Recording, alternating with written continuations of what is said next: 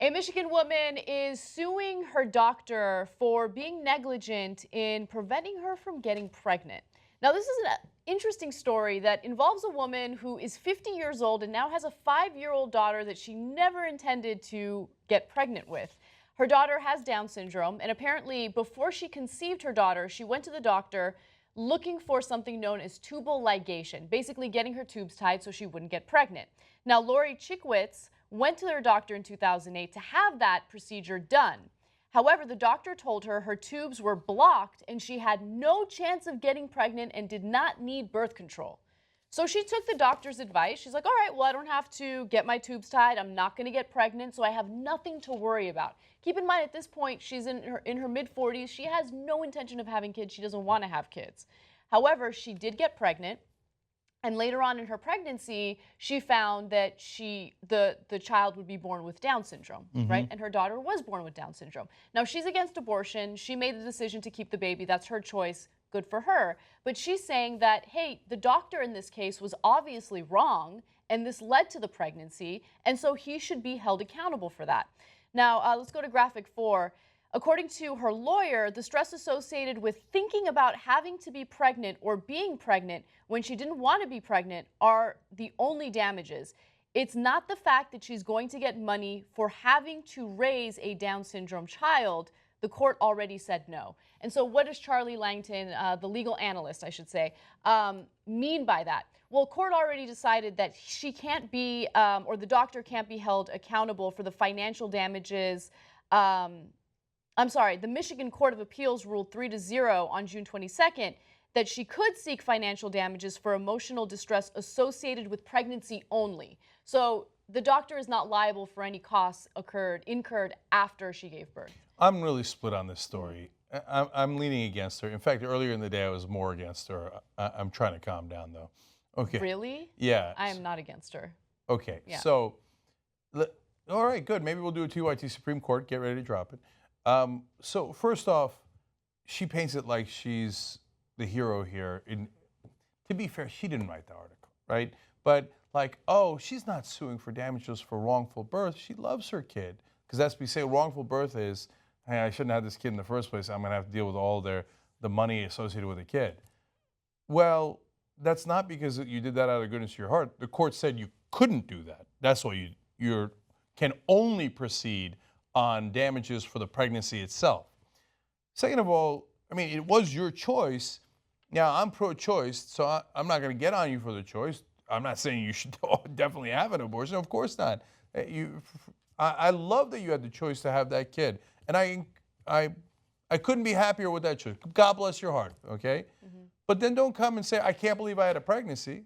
Well, you chose to have a pregnancy. She did not choose to have a pregnancy. But, I mean, she certainly, within our laws, has the ability to end that pregnancy earlier. But if she chose not to. But if that goes against her beliefs, whether it's religious beliefs, moral beliefs, whatever it is, well, it's not, first of all, it is negligent for the doctor to tell her, there's no way you can get pregnant. And by the way, that's something that she'd have to prove in court. Okay? Yeah, but Anna, that's the other thing. I don't believe her. So, like, it is, now, I'm not saying that I couldn't be convinced. I could sit on that jury and she could present evidence and I'd say, oh, okay, well, if you can prove that out. Here's why. For the sake of this conversation, let's say that that's what the doctor told her, though. Because neither one of us know. Okay, hold on. Because the doctors, very rarely will they say anything definitively. You've been to the doctor. They say, look, here's your chances. You know, I'm not saying it can't happen, but it's very unlikely to happen. Now, even if you relied on that, I hear you. I mean, I'd be pretty like, whoa, what the hell? I got pregnant and I'm pro-life. I don't, what'd you tell me that it was very unlikely?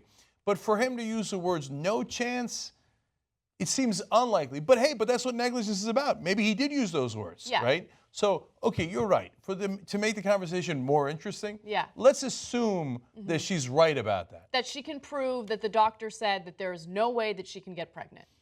Then drop it.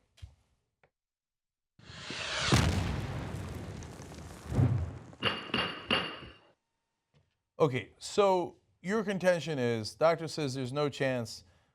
She says, okay, goes home. They continue their merry lives, having a good time, bless their hearts, in wedded bliss. And then she gets pregnant, and she says, well, you told me I couldn't. I'm pro-life. I'm in her mind, not forced to, but want to have this kid. So you should pay me for the pregnancy. It's a perfectly valid argument. Part of the reason I'm against her in real life is because I don't really believe her that that's what the doctor said. But it could be proven, okay? And for the purpose of this Supreme Court, we're assuming she's right. So I'm going to withhold judgment. You're saying you're on her side. Yeah, can I make my argument, though? I haven't even made an argument. My God, Justice Kasparian, you have the court. Yeah, so I think that this is a classic case where you don't put yourself in the shoes of a woman in her mid-40s who's going through a 9-month pregnancy that she did not want in the first place. She goes to the doctor, asks for a tubal ligation. That's how seriously she was against getting pregnant. And the doctor tells her, no need, your tubes are blocked. There's no way you're going to get pregnant, right? Okay, so then she gets pregnant, and there are a lot of costs associated with that. There are a lot of costs associated with that, especially when you're a pregnant woman in your 40s, right? So there is pain, literally physical pain, and there is emotional suffering as a result of that. I think the doctor should be liable for what she went through while she was pregnant, in the very least. Justice Jackson. Yeah, I'm on her side. More of the basis, well, very similarly, I guess. That's not. She didn't go there for a consultation on whether or not she can have a child, and then he told her you can't, and then she's like, okay, confirmed my what I was wondering. She went there with the intention of making sure of it. Seemingly, again, we're going to we believe her. He talked her out of it by saying, no need, you're done, son. It's all good. So she left with that in mind. If she was going there for the consultation only, I'd be a little less on her side, but she didn't. She went there to make sure.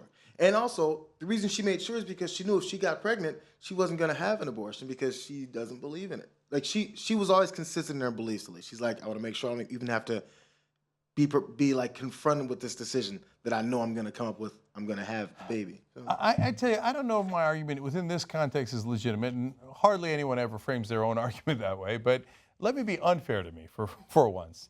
I think it bothers me that she's saying, hey, I'm pro-life, I'm such a good person, I'm going to have this kid no matter what. And then turns around and says, now you owe me for the kid. Remember, she was trying to get money for wrongful birth too. Yeah, she was. Like, give me all the money for the kid. But wait a minute, the doctor didn't make you have the kid. Yes. Like, actually, her case now, as the judges said, you can go forward with just the pregnancy part, is a much better case, right? But remember, she was like, no, I'd like to put the consequences of my decision on you. And that's what's bothering me, because I know what her intent was. I know, but think about this. For some people, and I'm not included in this argument at all, life begins at the moment of conception. So if she genuinely believes, oh my God, this is a human life, and I cannot take a human life, well then, the doctor's the person who put her in this very difficult position. In essence, she doesn't really have a choice if she really believes that she's killing a human by having an abortion. Boy, does it depend on the evidence in the case, because the doctor could have said, look, I don't suggest it because it looks like your tubes are blocked anyway, but it's your call. I'll do it if you want me to. And she chose not to do it. By the way, when has a doctor ever said, like, oh, no, I'm going to pass up on the money to do a tubal ligation. You look like you're fine. I mean, like, I just. But that gives the doctor more credibility, not less credibility. No, I don't. So, so you're saying that in your mind makes it more likely that he clearly made a mistake. In my mind, it makes it seem like he meant well, and by the way, just because you meant well doesn't mean you're not liable in court. All right, Chief Justice Goudoury. Yeah, I mean, with what JR added just recently, it's kind of hard. Like, she was prepping, trying to make sure that I guess she was doing everything she could to avoid that. And just to add to, after having children, a lot of women suffer through depression. Like, and that's obviously I'm just trying to point out, like, she probably initially thought, like, yes, I could go through the pregnancy, but then you don't realize, obviously, everything after. Once the kid is here, it's a whole. Yeah, it gets harder, and some women could suffer into deep depression that could really affect them, mentally and who knows, physically too. So I think she has a strong case. All right, you guys all make good points, and I think I'm going to rule with you guys, given that we suppose in the beginning that the evidence is on her side. But I'm just going to register a needless dissent that's useless on how she grates on me. Because remember, being anti-abortion isn't I'm pro-choice, but I will have a kid because I think conception happens at birth. Being the quote unquote pro-life is the anti-choice position.